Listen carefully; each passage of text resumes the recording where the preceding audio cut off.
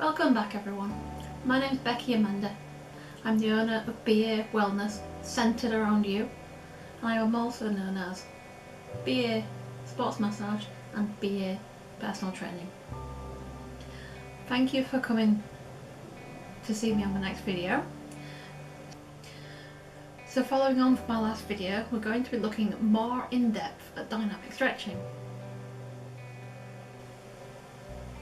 As mentioned previously, dynamic stretching is stretching through movement. I recommend it over static stretching because it can be done at any time and without a warm-up as such. The movement, when done correctly, warms the muscles up as you move. Static stretching can be quite intensive and painful if you are not very flexible to start with. There are two variations of dynamic stretching, however. There's a fast and slow variation. The fast variation can be used as a form of exercise for either general fitness or specifically to improve movement, such as shoulder strength and stability, agility and accuracy for an exercise such as the shot put with extreme force going in one direction. But today we're going to concentrate on the slow variation. Our goal today is to improve general function of day-to-day life. However, if you would like me to do a video on the fast variation, please do comment below, and if there's enough interest, I'll come back to it at a later date. Dynamic stretching, then, it's a gentle, flowing way to loosen up the muscles, which improves movement, muscles and joint function, and also helps reduce aches and pains. Today I'm going to take you through a full body dynamic stretching session. Hopefully you'll find some of it, if not all of it, really useful. I'll be adding a series of shorts after this if you are looking for a specific relief, such as for the neck or the shoulders, then you'll be able to just find a snippet there. So moving on. The importance of movement. Why is movement so important? When our movement is restricted through illness, injury, old age, or generally leading a sedentary lifestyle, our muscles become accustomed to being in a shortened or elongated position. For example, somebody who works at a desk full time and otherwise lives a relatively steady life may find this happens to their arms. When sat for long periods of time with your arms in a static position, elbows bent, hands over the keyboard, but holding them up to enable you to type, your arms become accustomed to that position. So the biceps on the front of your upper arm will become shortened over time, as the full length of the arm is not being utilised. Likewise, the triceps on the back of the upper arm are used to being lengthened in order to enable that bent position. Lengthens the tricep muscle. The natural elasticity reduces in efficiency because it is not pulling the arm back. So if you imagine like an elastic band that's been used and used and used, eventually it stops springing back. So going back to the dynamic stretching, to hold an arm out in an extended position, for these people could feel tight, uncomfortable and possibly even painful, so holding that position is not desirable. But with a flowing movement, we can loosen muscles and encourage muscle strength in a steady way. It's difficult to improve strength where there is a lack of flexibility. Before we launch into the exercises, I want to take a moment to mention hydration. It's a subject that comes up over and over again, but understanding the depth of your body's need of water really brings the point home. The full body uses water, from digestive juices, urine, perspiration, right down to muscle, fat and bones. Adult humans are made up of between 50 and 75% water, but we cannot store water. The body needs a constant supply, fresh supply, every day to make up for the losses. Now, these days there is on newer research, there is less push on drinking just water. As long as you've got a fluid intake, tea and coffee for the most of the population are absolutely fine. But some people, tea and coffee can act as a diuretic. So it's still important that if you're drinking a lot of tea and coffee, do try and drink some other things as well. If you can drink water, that's great. Fruit juices, if you need cordial, that's fine. But also a lot of food we eat has moisture in. So if you're eating plenty of fruit and vegetables, you'll be getting a lot of moisture through that as well. The work done by Dr. Guimbata has led to a greater understanding of water within muscles, fascia, and the effect on slow dynamic stretching. An essential basic principle of these exercises is understanding that the fascia tissue is predominantly made up of free-moving water molecules. During the strain of stretching, water is pushed out of the more stressed zones, similar to a sponge being squeezed. You squeeze the middle of a sponge, the water will run out of the middle of it. With the release that follows, this area again fills with new fluid that comes from surrounding tissues and the lymphatic vascular network. The sponge-like tissue can lack adequate hydration at neglected places. The goal of the exercise is to refresh such places in the body to encourage fluid movement, which in turn will aid movement. If we've got that squeezing action on the sponge or on a muscle, if that is never really released, it can never rehydrate. But likewise, the other part of the sponge that wasn't squeezed, if it's never pushing the liquids out, it can never engage fresh liquids within the muscle. So staying hydrated really can make a difference to your flexibility.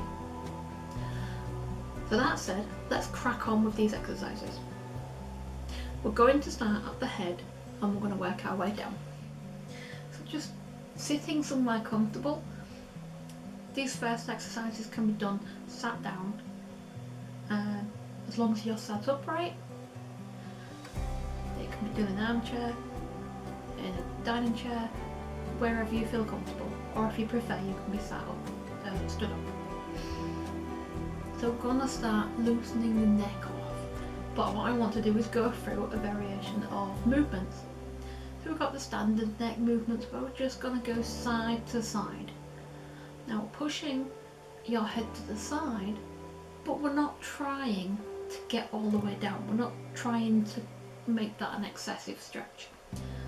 Just by doing a gentle side to side motion, you should feel a slight stretch. You might feel muscles on the opposite side working, so you may feel on either side of your neck. Depending on your postural situation at the moment, you may also feel it down your shoulders and down your back. So that, to start with, we're just working the sides of the neck. These muscles here take the majority of your head stability, so they do a lot of work. So they do tend to get quite tight. Now moving the head forward, lowering the head to the chin, but make sure you keep your shoulders back and your back straight. Drop your chin down and lift it back up. Now it's important to note that we're not going all the way back with our head. We're just doing this forward motion and about 3/4 of the way back.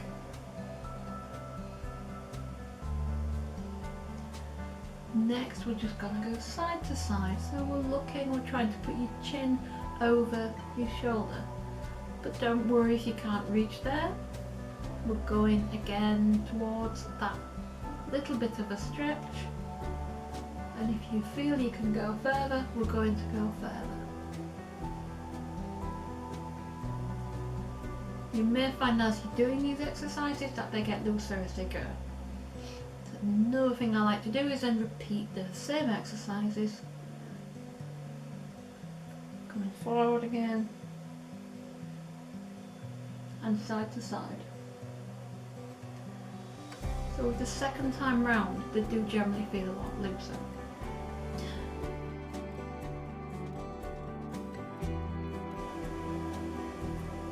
So moving on to the shoulders, we're going to do a shoulder press, but without any weight.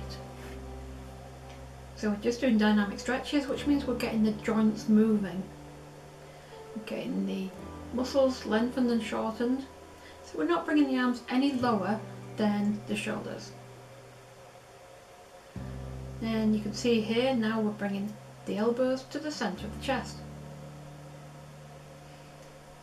This can be a tricky exercise for a lot of people who are lacking movement, so don't concern yourself if you can't bring your elbows all the way in, but it is perhaps a goal you can work on. Now with the additional movement of rotating the arms forward, it's getting all different movements of the shoulders. The shoulder is a complicated joint and can do a lot of different actions. Arm circles will give your shoulders a nice refreshing whiz around. And shoulder circles, really pushing back into those shoulders at the back. Reversing the movement and bringing your arms forward. And again, that shoulder roll, bringing them forwards. So we're working all the muscles in both directions. Lateral raise, and bring your arms all the way over your head. You can use this exercise to open up your chest and improve your breathing. A nice deep breathing, like deep breath on the way up, relaxing on the way down.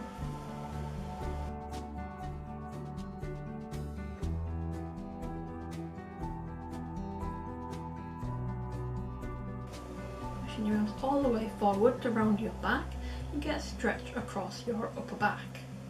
And when you bring your elbows back, you get the stretch across your chest. So doing the two movements together. Through the twisting movement, we're trying to loosen off your entire spine. However, I want you to try and keep your hips facing forward as much as you can to make sure the twist is coming from your spine. Aiming to twist your shoulders all the way around without moving your hips. Side bends, again moving the spine in a different direction. We're going laterally now, which is side to side. Stretching the arm over the head is an increase in movement within the obliques on the sides of your torso.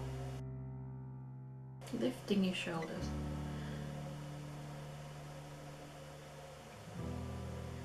Bringing your chin to your chest, but keeping your shoulders back and your back straight.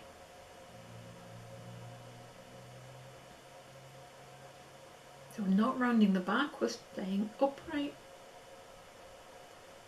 Now we're going to work that same chin movement to a diagonal. So looking across to the corner of the room and put your chin down to your chest. Repeat it on the other side. With this one you'll get more of a feeling down the side of the back of your neck. Star jumps can be done in varying degrees.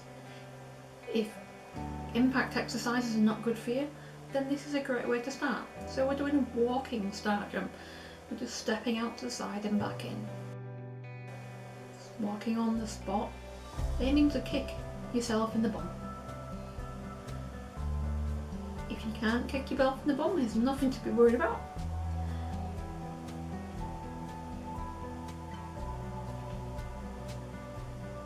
Bring your knees up as high as you can.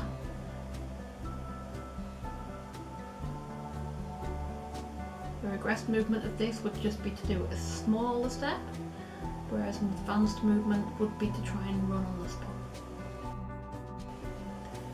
Lateral raises with legs.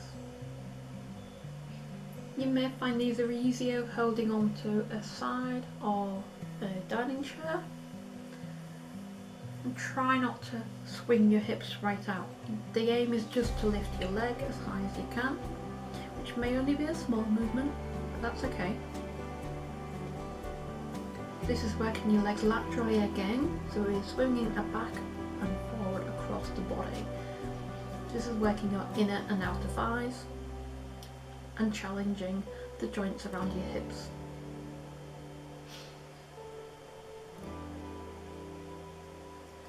Up and arcing out the leg is exercising the full range of motion in the hip.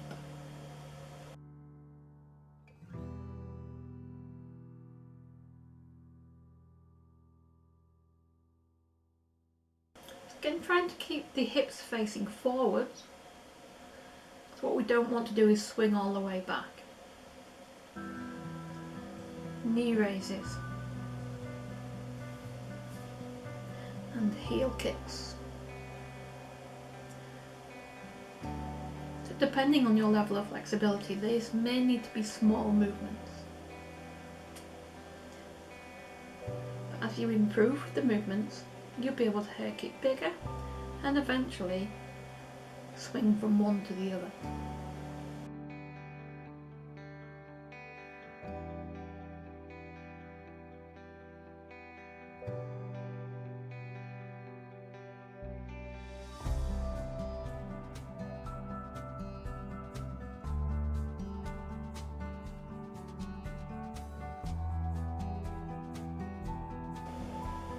Ankle circles, circling the ankles, both directions. If you have any problems with lower limbs due to edema, any sort of water retention, movements like this will go a long way to helping to keep it moving. So remembering that sponge effect, we're going to push out the fluids and encourage new fluids to come down.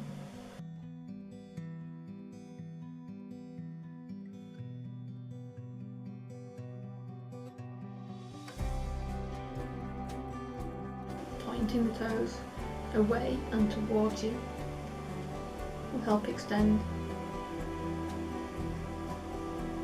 the calf and reduce.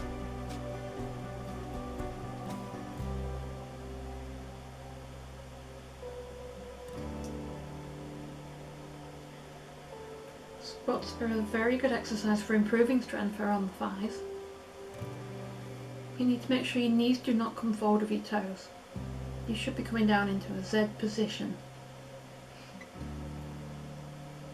For the sake of mobility, we're just going to do gentle squats, just as the first part of the action of sitting down into a chair. As you progress, you'll be able to go further, but we'll go into the full action of a squat in a different video. Now generally we do squats with the feet facing parallel, facing forwards, and that's to do with the general pattern of movement throughout the body. But you can do squats with your feet on an angle. It will work more of your inner and outer thighs, as long as your knees are still pointing the same direction as your toes.